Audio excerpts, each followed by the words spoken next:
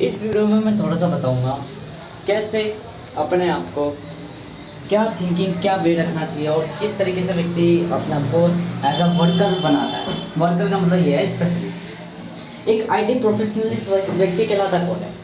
ये एक mature person कहलाता कौन है? देखो, सपोज करो मैंने आज गलतियाँ करी, मिस्टेक करी। अब मटेरियलिस्ट थिंकिंग करते हैं।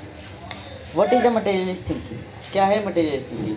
मटेरियलिस्ट थिंकिंग वह थिंकिंग होगी जिसमें हम ये अनुमान लगा रहे हैं, ये गणना कर रहे हैं हम कि सपोज़ करो मैंने अपना रूटीन तोड़ दिया कि मैं अब काम पे डेली जाऊँगा, कंटिन्यूटी मैंने रखी। ये मेरी आइडियलिस्ट थी, कल्पना थी कि मैं डेली जाऊँगा। अब डेली मेरे को हो गया 1 साल, 1.5 महीना, 2.5 महीना, 3 महीना। अब मैंने एक दिन की कर दी छुट्टी, ब्रेक कर दी। कहा कि अब मैं डेली नहीं जाऊँगा, मैं एक दिन छुट्टी करता हूँ बुधवार को। अब मैंने बुधवार के दिन मैं अपने अंदर खर्चा भी कर रहा हूँ, जो मैं करता नहीं हूँ रेगुलर। जैसे कि मान लो मैं अपने ऊपर खर्च नहीं करता, ठीक है। अब हमारे अंदर कुछ मैच्योरिज्म, हमारे अंदर कुछ इमेच्योर चीज़ें देखो। इमेच्योर चीज़ों में जैसे मान लो मेरी ट्रेड जैसी है, मेरी ट्रेड ये है कि मैं जब भी कुछ कमाता हूँ धमाता हूँ तो मैं सारा कुछ जोड़ता हूँ या सारा कुछ इन्वेस्ट करता चला जाता हूँ या सब कुछ अपनी स्ट्रैटेजीज पे लगाता चला जाता हूँ, खुद पे नहीं लगाता, ठीक है। पर जब मैं खर्चा करता हूँ तो एक दिन फिर मैं उसका अफसोस करता हूँ। जैसे मान लो मैंने पिछले बुधवार को मैंने खर्चा करा था, तो 500 रुपये खर्च करने के बाद मैं अफसोस कर रहा यार, काश कि वो 500 जुड़ जाते, ठीक है। आज भी मैंने क्या बोलते खर्चा करा 100-150 रुपये का। आज मैं काम पे नहीं गया, ठीक है। और आज मैं वीडियो भी नहीं बना पा रहा कि भाई अपना डेटा स्टोर कर सके, या डेटा जिस चीज़ के लिए मैंने दिन बनाया था। तो क्या करें? कुछ नहीं, ये रिस्टार्टिंग पॉइंट है। अब क्या होगा? कल से मैं जाऊंगा और कल से ये थिंकिंग वे ऑफ रख के जाऊंगा कि अब से नई दुनिया, नई ज़िंदगी, नई लाइफ वापस प्रारंभ हुई है, वापस बिगिन हुई है। दैट मीन मैं यूँ सोचूंगा अब कल से मैं पहली बार काम पे जा रहा हूँ। जब तुम पहली बार काम पे जाते हो तो स्ट्रगल तो झेलते हो, साथ के साथ तुम अर्निंग भी ज़्यादा करोगे, फिर तो स्टेबलाइज हो ही जाओगे। तो स्टेबलाइजेशन को थोड़ा मॉडिफाइड, जैसे मान के चलो एक व्यक्ति था डेली अपने वर्क पे जा के उप्स गया, तो वो एक दिन के लिए ब्रेक ले गया, देन वापस गया। This is your life. Materialist thinking यही होती है, वह हमेशा डिसिप्लिनरी होती है, कंटिन्यूस और डिसकंटिन्यूस बात होती है। अब यहाँ से हमें कंटिन्यूस डिसकंटिन्यूस समझ में आया। अब जब मैं बात करूँगा मैच्योर पर्सन, एक आईटी प्रोफेशनलिस्ट पर्सन की, ये सारे के सारे जो प्रोफेशनली स्पेशलिस्ट पर्सन बनते हैं, ये सब के सब टाइम के संग बनते हैं। क्या है time? What is a time? देखो, टाइम ये है समय के साथ ये एक ही चीज़ पर विचार रखते हैं, समय के साथ ये एक ही चीज़ पर वो रहते हैं और इन्फ्लुएंस इसको सब कुछ प्रोडक्टिव बना लेता है। देखो, 2 ही चीज़ें मैंने कही थी कि एक इन्वायरमेंट में आपको मिलेगी, एक प्रोडक्टिविटी और सेकंड इन्फ्लुएंस। आप उस इन्वायरमेंट के अनुसार अपने आप को बदल लोगे, सीक्वेंस कर लोगे। आप उस इन्वायरमेंट के अनुसार अपने आप को बेटर डेवलपमेंट कर लोगे, ऑर्डिनरी बना लोगे। यही स्पेशलिस्ट कहलाते हैं। प्रोडक्टिविटी के टू टूल्स होते हैं। क्यों मैं स्पेशलिस्ट से नफरत करता हूँ? बिकॉज स्पेशलिस्ट हमेशा एक ही इन्वायरमेंट में इन्फ्लुएंस रहता है, वो अपने आप को बदलना नहीं जानता, वो केवल अपनी ग्रोथ देखना जानता है। तो ग्रोथ देखना चाहता है तो उसका मोटिव ऑलवेज प्रोडक्टिव रहना होता है। ये वर्ल्ड एवर टाइम आपसे क्या इच्छा रखता है कि आप चेंज हो, पर आप क्या करते हो? आप अपने आप को डेवलप करते हो। आप ये भूल जाते हो कि development is the destruction. Development एक हद तक किया जा सकता है बिकॉज एक लिमिट दी जाती है हर एक चीज़ की। एवर टाइम एक लिमिट दी जाती है और एवर टाइम उस लिमिट को पूरा होती ऑटोमेटिकली चीज़ें डिस्ट्रॉय हो जाती है because this is the balance point. हमें समझने को एक लिमिट पॉइंट और एक ओवर पॉइंट। लिमिट और ओवर पॉइंट वही चीज़ है कि ओवर हो गया लालच और लिमिट हो गया वो नीड। इस नीड और लालच के बीच में बैलेंस पॉइंट बना रहता है ऑलवेज, तभी आप वर्क करते रहते हो। जब आप लालच की तरफ जाते हो तो अपने आप को डिस्टर्ब कर लेते हो, अपने आप को क्या बोलते हैं डिस्ट्रॉय कर लेते हो, अपने आप को क्या बोलते हैं डिस्टर्ब कर लेते हो और ऐसी सिचुएशंस पे फंस जाते हो जिनसे वापस नहीं निकलने का कोई समाधान है। नीड में क्या होता है, जब आप नीड्स पे ध्यान देते हो तो नीड्स में आप लिमिटेड रहते हो, नीड्स में आप ऑलवेज यहाँ का वो रहते हो, बट आपको वो चीज़ें नहीं मिल पाती जो डेवलपमेंट होता है। आपको डेवलपमेंट मिलता, आप स्टैटिक हो जाते हो, स्टेबलाइज हो जाते हो। अब जो ये स्पेशलिस्ट है ये चाहता क्या है? ओवर, पर ये है क्या? Stable, needing. कुछ समझ में आया? ये चाहता क्या है? प्रोडक्टिविटी, पर ये है क्या? इन्फ्लुएंस। इन्वायरमेंट के हिसाब से चेंज में आती है प्रोडक्टिविटी। प्रोडक्टिविटी का मतलब ये है डिसिप्लिन को बेटर टू बेटर चेंज करो। अब ये जो गुड चेंज है ये ग्रोथ कहलाती है। समय के साथ धीरे धीरे चेंज ऑटोमेटिकली ग्रोथ में कन्वर्ट हो जाता है बिकॉज मिस वेरिएबल फैक्टर्स समाप्त होते चले जाते हैं। लॉन्ग टर्म इन्वेस्टमेंट ये कहलाती है। देखो सारी प्रणालियाँ एक ही चीज़ से बनी है। जब मैंने कहा शॉर्ट टर्म, तो शॉर्ट टर्म का मतलब ये है तुरंत ही सुख तुरंत ही दुख, ठीक है। और लॉन्ग टर्म का मतलब ये है शुरुआत में दुख लिए तो सुख को एक्युमुलेट कर दिया, आखिर में क्या हुआ, सुख मिला पर वो दुख के फॉर्म में मिल गया, 3 डायमेंशनल 2 डायमेंशनल चल गया। फिर टाइम बाउंड में क्या हुआ, टाइम बाउंड में यही चीज़ हुई। जब स्ट्रेटेजिकल एक्ट कर रहे हो, बार बार अपने शॉर्ट टाइम को एज अ एक्युमुलेट कर रहे हो, देन जो लाइफ टाइम पीरियड बीत चुका, अब उस प्रेजेंट ऑफ टाइम में आपने जो बाउंड करा वो है टाइम बाउंड। मतलब टाइम बाउंड में देखो, शॉर्ट टर्म में मान लो पर्टिकुलर टाइम पर आप खड़े हो, पर्टिकुलर टाइम पर आपने चीज़ें बॉन्ड कर ली, चीज़ें पा ली, ये है शॉर्ट टर्म। लॉन्ग टर्म में क्या हुआ, पर्टिकुलर टाइम पे अब इस टाइम तक आपने बहुत चीज़ें पा ली, ये है लॉन्ग टर्म। टाइम बाउंड क्या हुआ, टाइम बाउंड ये हुआ इस पर्टिकुलर टाइम पर आप वर्क करें। अब इस एग्जैक्ट पॉइंट पर यही आपका बिगिनिंग पॉइंट है, यही आपका स्टार्टिंग पॉइंट है। पीछे की चीज़ें छोड़ो, पास्ट ना फ्यूचर, अब ये प्रेजेंट पॉइंट, ये प्रेजेंट किससे बना है, इस पहले वाले प्रेजेंट पॉइंट से बना है। और इस सीक्वेंस पे अब ये प्रेजेंट पॉइंट, ये A1 आपका टाइम बाउंड है। मतलब कि लॉन्ग टर्म इन्वेस्टमेंट होती है कि जब आप रिटर्न कहते हो कि रिटर्न मिल गया, पर टाइम बाउंड होता है कि रिटर्न से ही रिटर्न मिल जाना, रिटर्न से ही रिटर्न मिल जाना। रिटर्न को ही ऐसे एक्युमुलेट कर दो कि आने वाला रिटर्न मिल जाए। पॉइंट्स अब कुछ चीज़ें समझ में आनी चाहिए हमें, जो वे हमें समझने चाहिए डिफरेंट। देखो एवरी टाइम दुनिया IT प्रोफेशन करती है, कैसे पढ़ती है, अब मैं थोड़ा सीक्वेंशियल बताऊंगा। मतलब जो इन्वायरमेंट के हिसाब से कोई बच्चा पैदा हुआ, माँ बाप ने क्या सपने देखे, मेरा बच्चा इंजीनियर डॉक्टर बनेगा, ठीक है। धीरे धीरे उसे 12वीं तक पढ़ाया, बच्चा पहले 6ठी क्लास में आया, मैं 6ठी से चालू करूँगा, पहली दूसरी। मान लो बच्चा पहले नर्सरी वर्सरी में आया, नर्सरी वर्सरी में उससे चीज़ें सीखी, शब्द सीखे, फैक्ट सीखे, आसपास का एनवायरनमेंट सीखा। पहली क्लास में वो बोलने लग गया, धीरे धीरे वो इन्फ्लुएंस हो गया। आज के ज़माने के बच्चे फ़ोन चलाते हैं, ठीक है, फ़ोन चलाने लगे। पहली क्लास बीती, दूसरी क्लास बीती, तीसरी क्लास बीती, चौथी क्लास बीती, 5वीं क्लास तक अब उस बच्चे के क्या, अब थोड़ा बर्डन आ गया। 6ठी क्लास में अब उसको मैथमेटिक्स के क्वेश्चन आ गए, ठीक है, प्लस माइनस करने आ गए, अब थोड़ा कॉम्प्लेक्स आ गया। 7वीं 8वीं बीती, अब 9वीं क्लास में अब उसको कॉम्पिटिशन्स आ गया। कॉम्पिटिशन क्या आ गया, अब हमें पढ़ाई करनी है, किस लिए पढ़ाई करनी है, हमें इंजीनियर बनना है, हमें वो बनना है, हमें साइंस साइड लेनी है, ठीक है। अब 9वीं 10वीं में वो साइंस साइड के लिए भागेगा, फिर साइंस साइड ले लेगा, कॉमर्स ले लेगा, आर्ट्स ले लेगा, ठीक है। इधर से अब कैटेगराइज बढ़ गई। अब 12वीं क्लास तक वो क्या करेगा, अब वो कॉम्पिटिशन एग्जाम पर उसका बड़े पूरी तरीके से बॉस हो गया। यही मिलिट्री में होगा, बस मिलिट्री में टाइम शॉर्ट हो जाएगा, ठीक है। अब क्या है, इतनी चीज़ें वो कर चुका, 12वीं के बाद अब वो कॉम्पिटिशन लड़ेगा, वो चीज़ें समाज के अनुसार चलेगा, वो पूरा इन्फ्लुएंस हो चुका है। जो बदलने वाले तो बदल चुके, जो एम्प्लॉय बनने वाले तो एम्प्लॉय बन चुके। अब वो पढ़ाई करता चला जाएगा और अब वो एक प्रोफेशनली फील्ड में जाएगा। मान के चलो उसने सोचा था मैं इंजीनियर बनूंगा, इंजीनियर नहीं बन पाया तो कोई दिक्कत नहीं, टेक्नोलॉजी बना जा सकते, स्पेशलिस्ट बना जा सकते पर्टिकुलर फील्ड में। अब वो पर्टिकुलर फील्ड में 19 वर्ष से आयु से अब उसको एनवायरनमेंट रंग दिखाने लग जाएगा। 19 से 22 23 24 साल तक वो अब वो एक ही काम पे पढ़ा रहेगा। एक ही काम पढ़ने का मतलब ये है, वो अगर मान के चलो इंजीनियर बनना चाहता था, इंजीनियर नहीं बन पाया तो कोई दिक्कत नहीं, कंप्यूटर साइंस का वो कोर्स लेगा, कंप्यूटर साइंस सीखेगा और फिर वो एक साइबर सिक्योरिटी वाला वो बन जाएगा। धीरे धीरे वो प्रोफेशनल बन जाएगा। 22 साल की उम्र में 22 24 26 अब वो लाइफ के बारे में जिएगा, अपनी अच्छी बीवी, अच्छे पैसे, अच्छी लाइफ, अच्छी कार, ये सारी चीज़ें करेगा और यही उसकी एंड है, ठीक है। यही एंड है, एंड नहीं है। कहने को मजा वही है। देखो कहने को मैं कहता हूँ कि दुनिया इतनी समाप्त है। जैसे दुनिया के फॉल्स स्टेटमेंट क्या होती है, जब मैंने कहा कोई व्यक्ति 20 साल संघर्ष करके इतना मकाम बना दिया तो लोग इतना हल्के में समझ लेते हैं 20 साल मेहनत करके इतना काम बना दिया। 20 साल में वो कितनी बार रोया होगा, एक एक पल।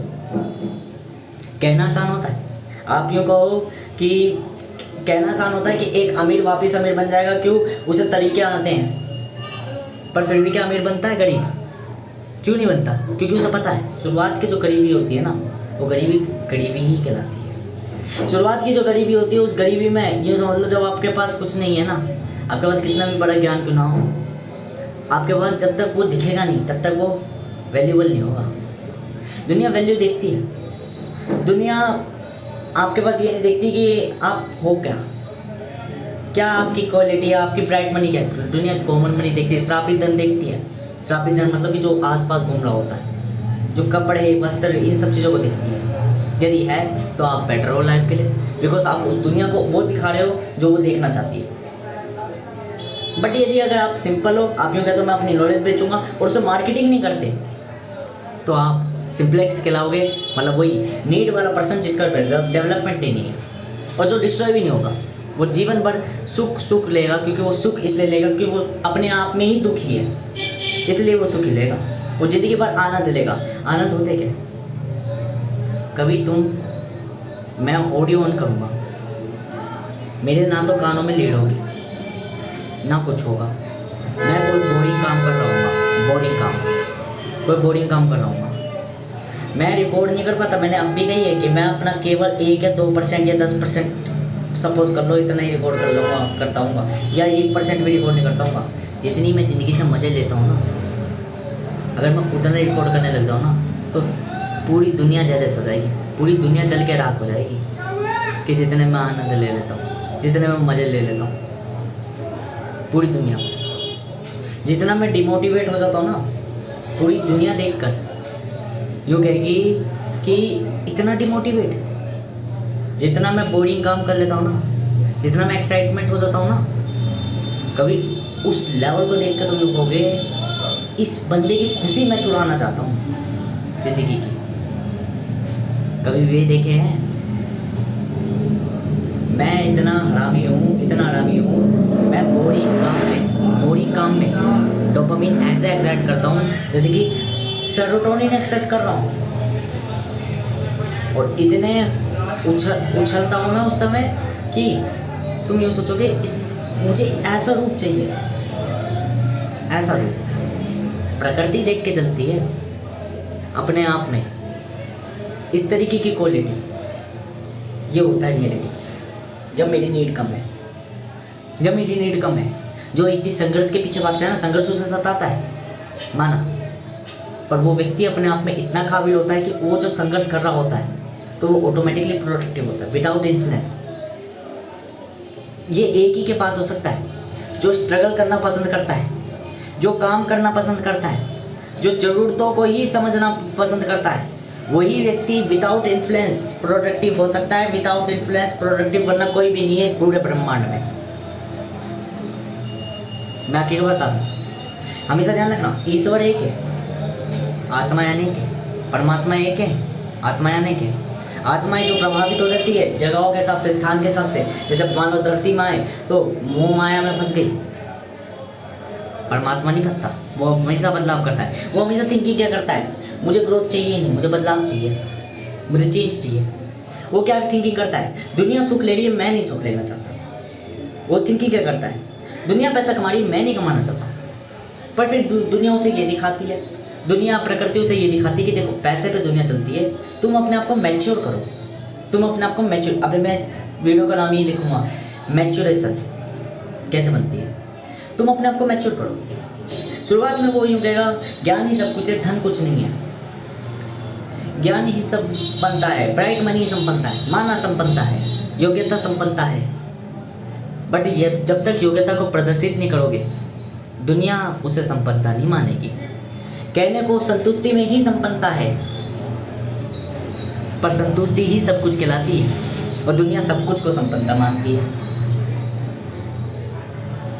ठीक है, कहने को जो व्यक्ति संतुष्ट है वो संपन्न है, वो रिच है, पर दुनिया के लिए जो रिच है वो सब कुछ है, सब कुछ वो खत्म नहीं होने वाला है।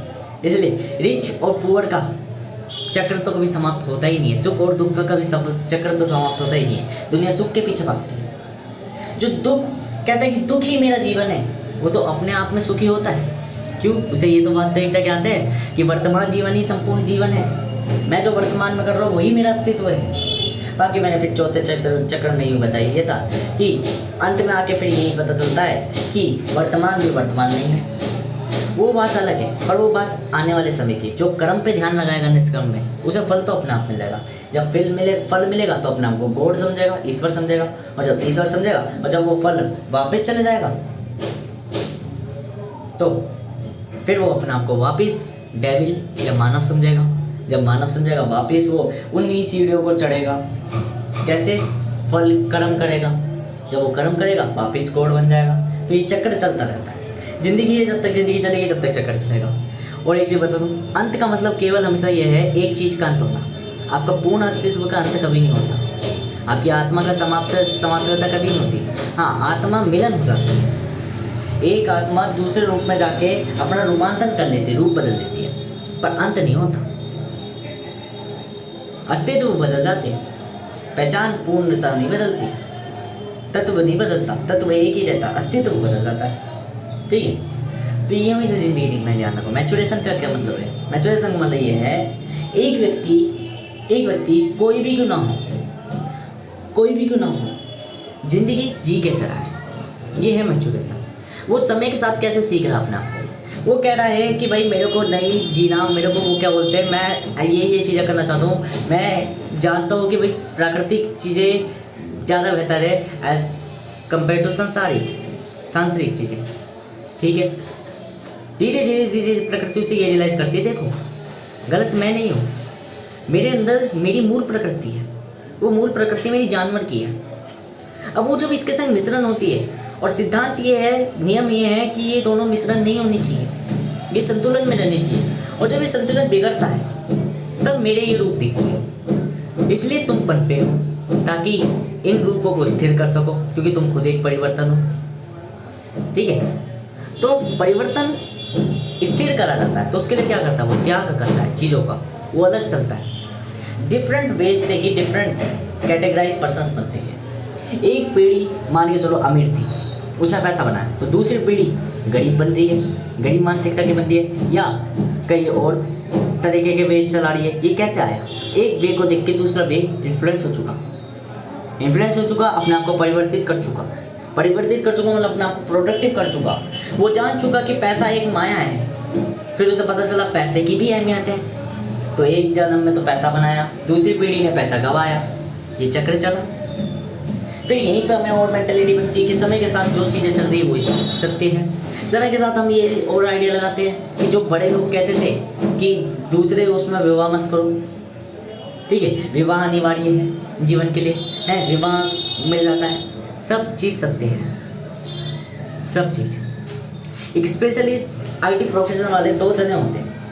एक आईटी प्रोफेशनल वाला वो व्यक्ति जो कि मैंने बताया बचपन से लेके जवानी तक एक सीक्वेंस में चलता रहा।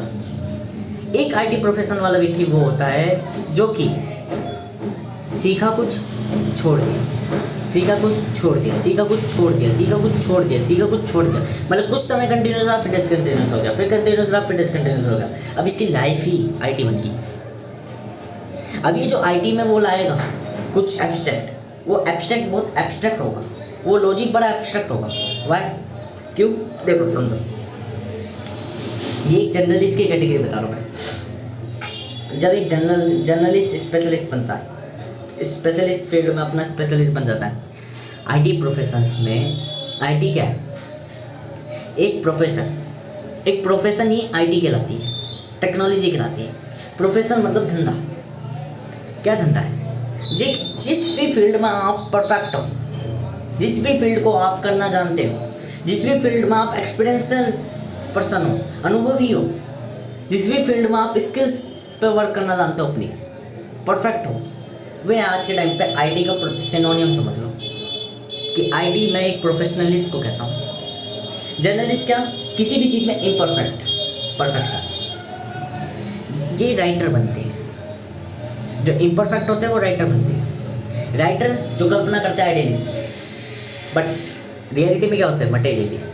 मटेरियलिस्ट ऑलवेज इम्परफेक्ट होता है। व्हाई?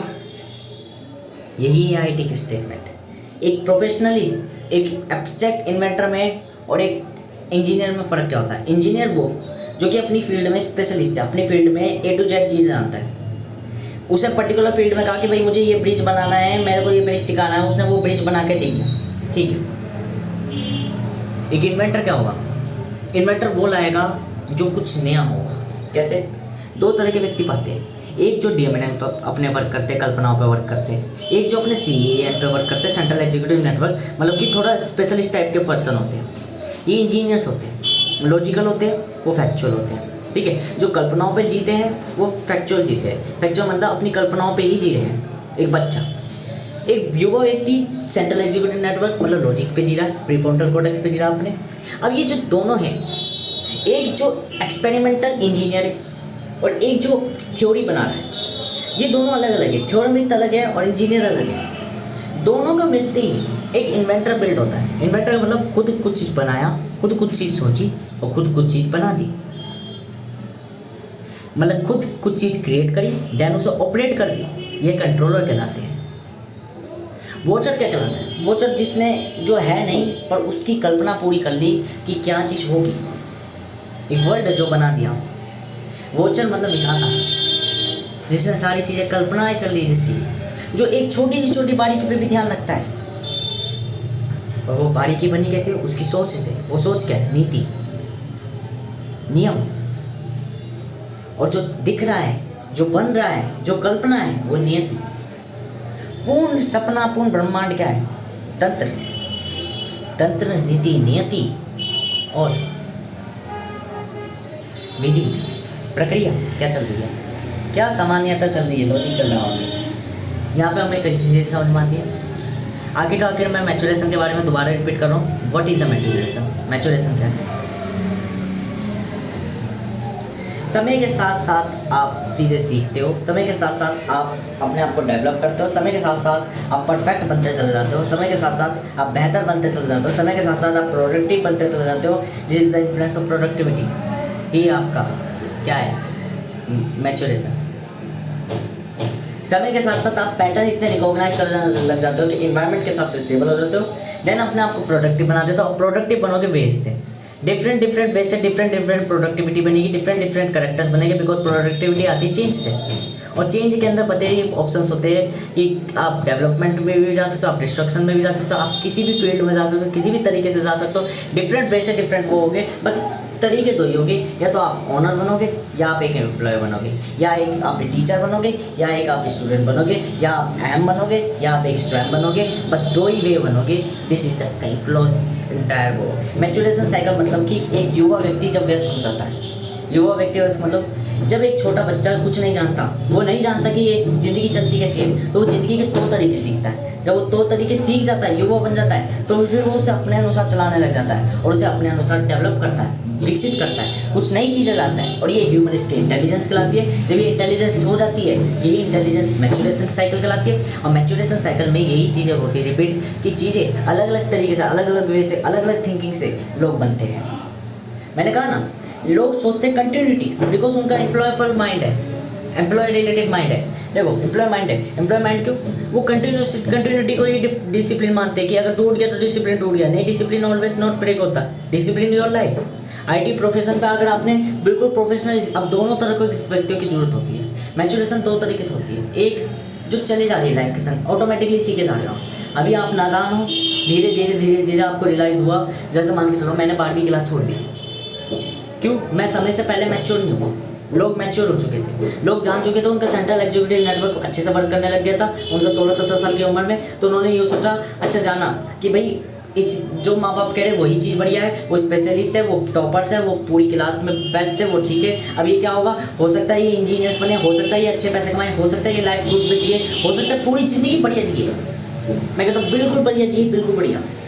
और हम वो जर्नलिस्ट, हम वो फिलोसोफर से, हम वो व्यक्ति है। बस फ़र्क इतना है, मैं आखिर में बताऊँगा फ़र्क इतना है, थोड़ी जो मैंने पहले भी लिख रखी है कॉपी में, ठीक है। फ़र्क सिर्फ एक इतना सा है, दो चीज़ों का फ़र्क है, ठीक है, दो चीज़ों का फ़र्क है। ये लॉजिकल है, स्पेशलिस्ट है, बढ़िया लाइफ जिए, ज़िंदगी बढ़िया जिए, पैसा अच्छा कमाए, सब कुछ अच्छा कमाए, सब कुछ A to Z बढ़िया कमाया। बस एक चीज़ कमी है, उसकी जगह हम फिलोसोफर्स, जर्नलिस्ट, हमारी मैच्योरेशन साइकिल बहुत थोड़ी बाद में होगी। क्या होगी कि हमें पता चला ज्ञानी सब कुछ नहीं है, ब्राइट मनी सब कुछ नहीं है, उसको कन्वर्ट करना पड़ेगा कॉमन मनी में, देन वापस ब्राइट मनी में कन्वर्ट करना पड़ेगा। ये चक्रों में हम अपने आप क्रिएट कर रहे हैं, चक्रों को अपने आप चल रहे हैं, अपने आप सारी चीज़ें बना रहे हैं। और अपने आप सारी चीज़ें बनाने के बाद, अपने आप को मैनिपुलेट करने के बाद, अपने आप को नेगोशिएट करने के बाद, अपने आप को क्रिएट और ऑपरेट करने के बाद, कंट्रोल करने के बाद, वॉच करने के बाद, तो ऑलवेज हम ये थिंक कर पाए कि मेजरली हम एक एब्स्ट्रैक्टर है, हम कुछ नई चीज़ें बनाते हैं। बस अब यहाँ पे दो चीज़ों का फ़र्क आ जाता है। एक स्पेशलिस्ट सब कुछ पालेगा, सुख पालेगा, ठीक है, सब कुछ पालेगा, उसका नाम एक पीढ़ी के बाद दूसरी पीढ़ी में नहीं जाएगा। लाइफ जिंदगी बड़ी नाम मिट गया। हम एफ सेक्टर जब आते हैं तो गॉड की तरफ पूछा जाते हैं। गॉड मतलब कि जो भगवानों की मूर्तियाँ रखते हो ना मंदिरों में, वो होते हमारे रूप है, हम ही होते हैं। एक्स्ट्रा ऑर्डिनरी जो होते हैं हम वही होते हैं। संघर्ष का मतलब ही क्या है? जब तक आप कुछ नहीं आता, चेंज हो रहे हो, तब संघर्ष आता है। बाद में तो कर्म बन जाता है। वर्क क्या कर रहा है? स्पेशलिस्ट कर रहा है। दूसरी चीज़, वे अपनी जिंदगी को, संपूर्ण जीवन को ही सुख से जी लिए, ठीक है, बढ़िया है। अगले जीवन में क्या होगा? उनको ये सूत्र पता ही नहीं होगा कि इस जन्म में तो वो प्रोफेशनलिस्ट बन गए, स्पेशलिस्ट बन गए, अगले जन्म में क्या होगा? वो गरीब मरेंगे। क्यों? प्रकृति, नेचर, जो हमने नियम लिख रखे हैं कि नेचर बैलेंस करती है। इस जन्म में सुख दे दिया, लॉन्ग टर्म वाले में अब दुख मिलेगा पूरे जीवन, अगले जन्म में फिर वो रोते हैं।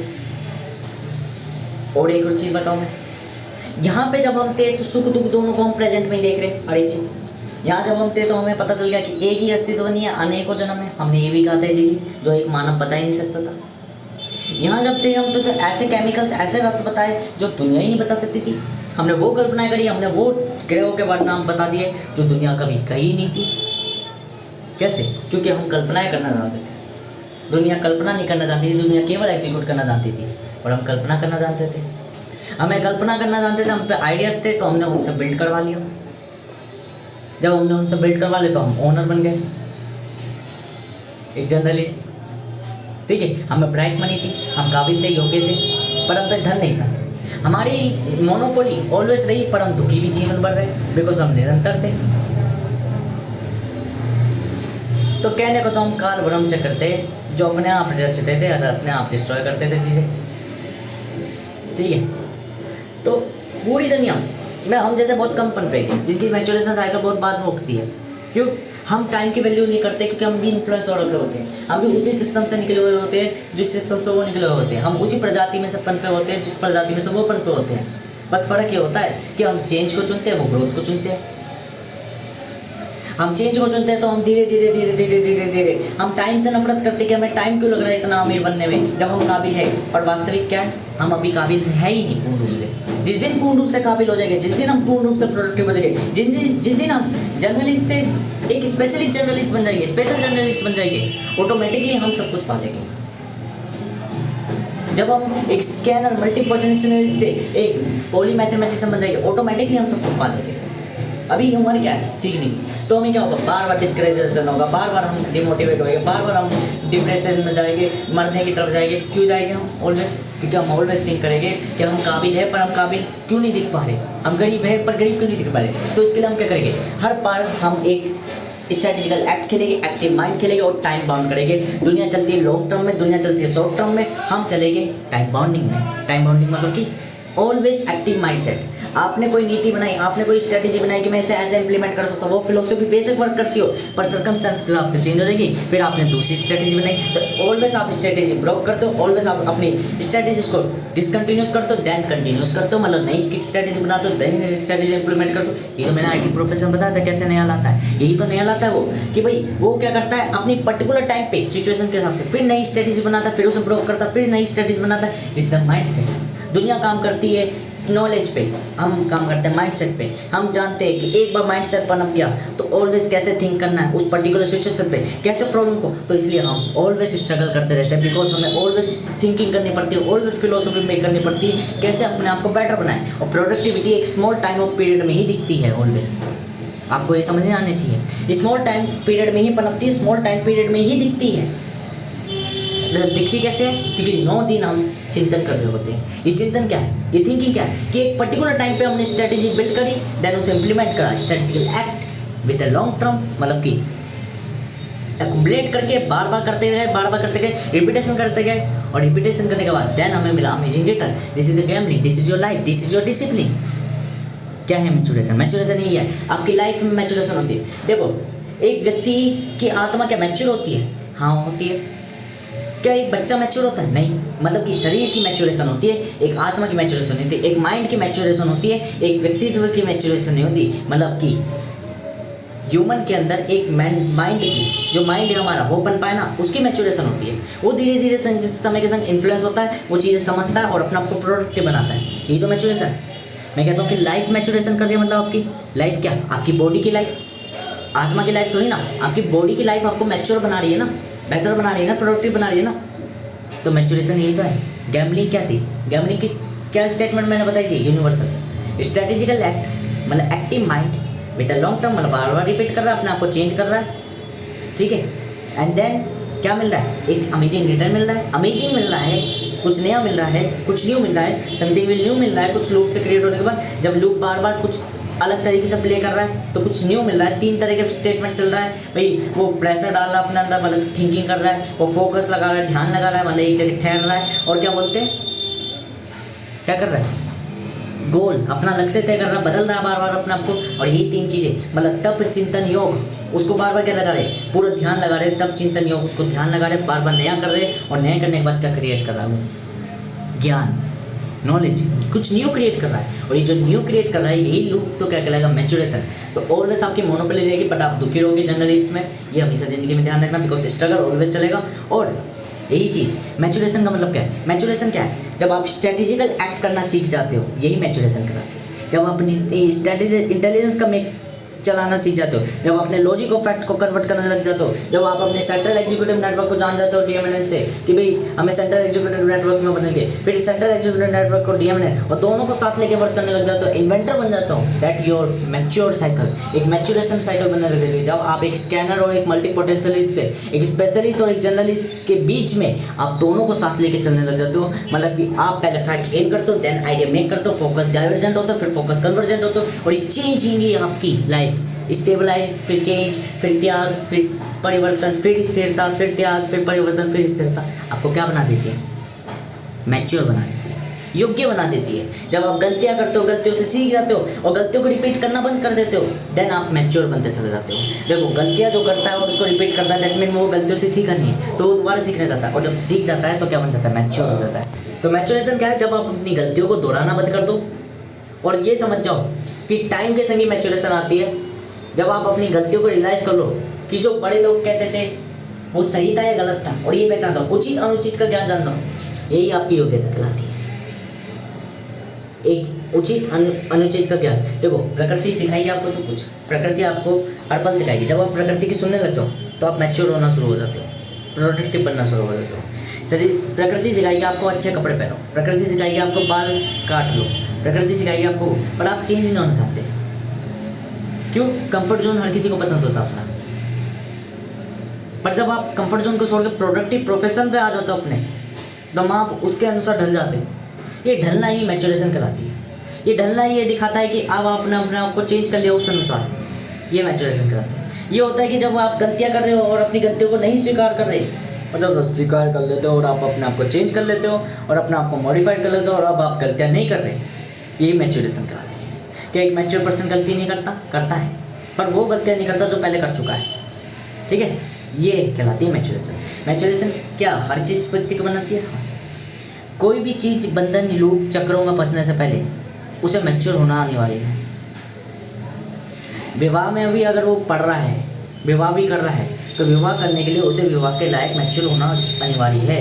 यदि नहीं होगा तो वो उस ईश्वर को दुखी काटता रहेगा, वो उस प्रकृति को, किस्मत को वो कोसता रहेगा कि मेरी ज़िंदगी इतनी नरक क्यों बनी। क्योंकि वास्तविक में 3 ही चीज़ों से नरक बनेगी, और कहने को तो मैं कहूँ तो 2 ही चीज़ों से नरक बनेगी, मेनली हस्बैंड एंड वाइफ। या तो हस्बैंड गलत होगा या उसकी वाइफ गलत होगी, और तीसरी चीज़ वो परिस्थिति, वो वातावरण जिसमें वो ठहरे हुए हैं, दोनों के दोनों। प्रकृति, तो मैं कहूँगा प्रकृति की कभी कोई गलती नहीं होती, गलती हस्बैंड और वाइफ की होती है। मतलब कि दोनों को चेंज करना स्वयं में और त्वयं में, यही वास्तविकता है।